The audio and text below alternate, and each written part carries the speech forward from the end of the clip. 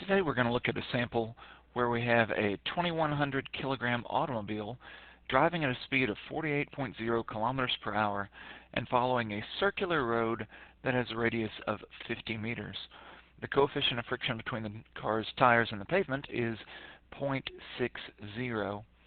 How large is the force needed to maintain the car's circular motion, and how large is the available frictional force? In this case, we have the car driving around a circular curve.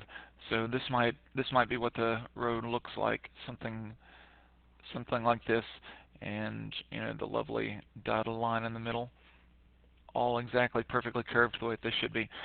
And the car is driving that direction. So as it's moving around this, you can see that it is moving in a circular path. Even though it's not going to go in a full circle, it is moving in a circular path, which means it must have a centripetal force, or a center acting force, in order to keep it in that circular path and not in a ditch, which is what would happen if there were no forces. It would continue in a straight line at a constant speed and end up in a ditch. All right, so let's write down our givens. We have a mass of 2,100 kilograms, and it is driving at 48.0 kilometers per hour. Now I notice that this is in non-standard units. This is in kilometers per hour rather than in meters per second. So the first thing we'll need to do after we get the rest of our givens written down is convert that into meters per second. Let's see what else we know. Okay, the circular road has a radius of 50 meters, so radius equals 50.0 meters. And the coefficient of friction is 0.6, so mu equals 0.60. And there's no units because it's a coefficient. All right, then the question says, how large is the force needed to maintain the car's circular motion? This is asking for the centripetal force, because that is the force necessary to maintain a circular motion.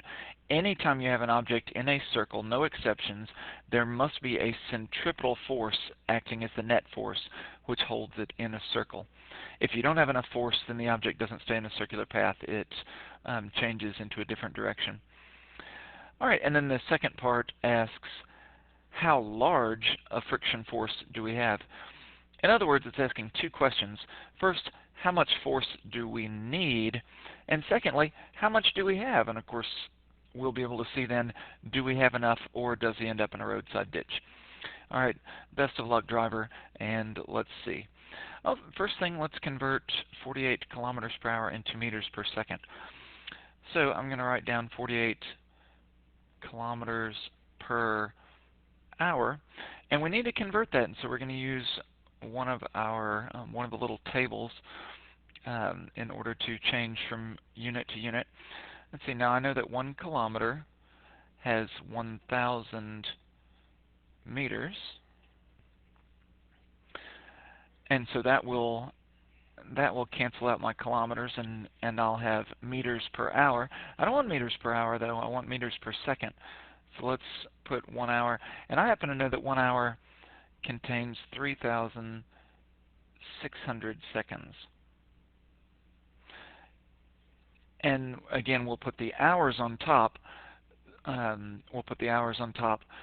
that those will cancel out correctly. And at that point, you'll be left with meters per second. And so we're going to take this, we're going to multiply by 1,000 and divide by 3,600. And when you do all that, you end up with a velocity of 13.33 meters per second.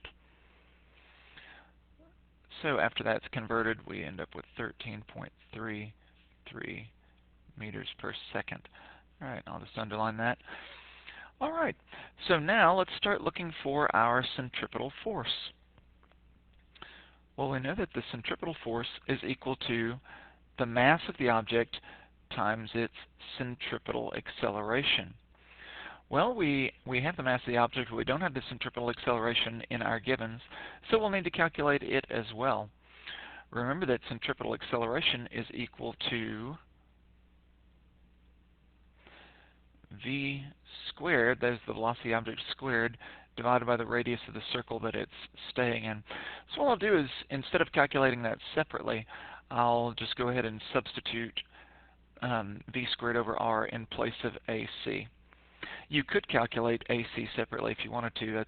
That's perfectly fine, and it's not a bad idea. So what we'll do is go ahead and substitute that in place, and so then we'll have a new term for fc, which is mass times velocity squared divided by the radius. And so when we substitute that, we find our mass is 2,100 kilograms, and our velocity is 13.33. 13.33, and we're going to square that, and then divide that by the radius, which is 50. All right. And so when we take that and do the math, take a moment, pause the video, do the math, see what you end up with. All right, and as you punch the numbers, you should end up with something around 7,462.9 newtons. All right.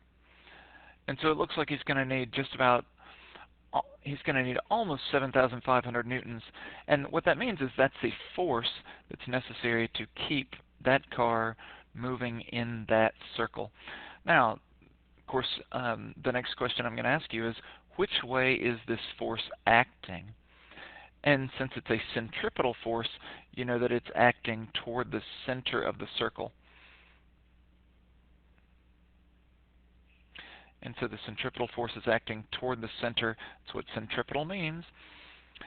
And it is almost like an imaginary string that is necessary to keep that object swinging in this circle. All right, so there's our first part, 7,462.9 newtons. The next part says, how large is the available force? All right, well, let's see if we can calculate how much friction there is in this case. We'll remember that mu is equal to Ff divided by Fn. Okay, yeah, that is in fact an equal sign. It doesn't look a whole lot like it. Let's see if we can't fix it up and make that a little bit better. All right, great. And so mu equals Ff divided by Fn. So to solve for Ff, we'll multiply both sides by Fn, and we'll end up with the idea that mu times Fn equals Ff. Great.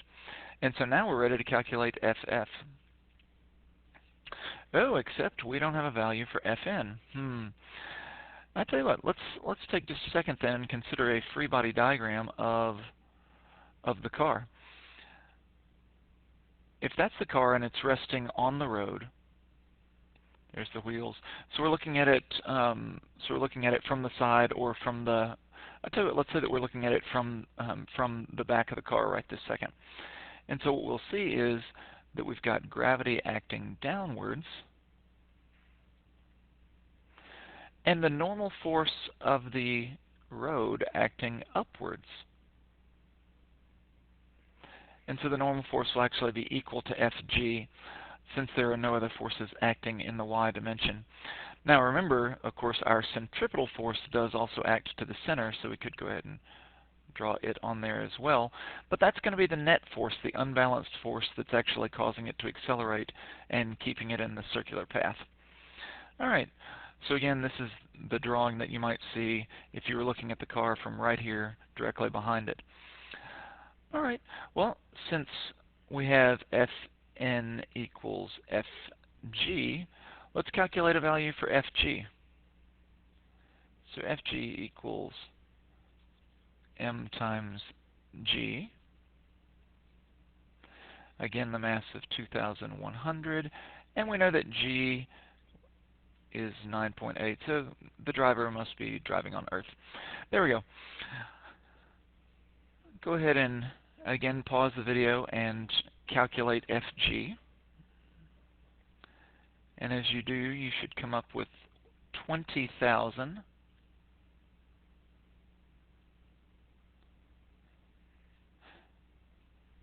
20,580 newtons.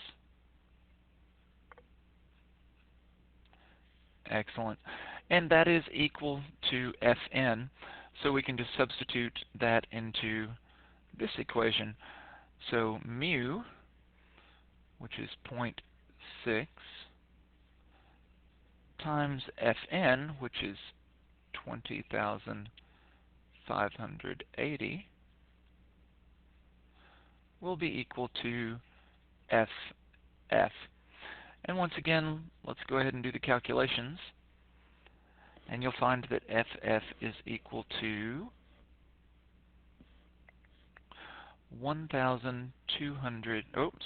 12,348 newtons. Oh, so he's got plenty of friction. And look at this. We only needed, to keep this car at this speed in this path, we only needed 7,462.9 newtons. We've got 12,348. So feel free to, hey, drive a little faster, or even keep driving at the same speed if it's raining and mu's a little lower. Okay, no, really, none of that's a good idea. Automobile safety, driving safety, all the time, every day. Thank you very much.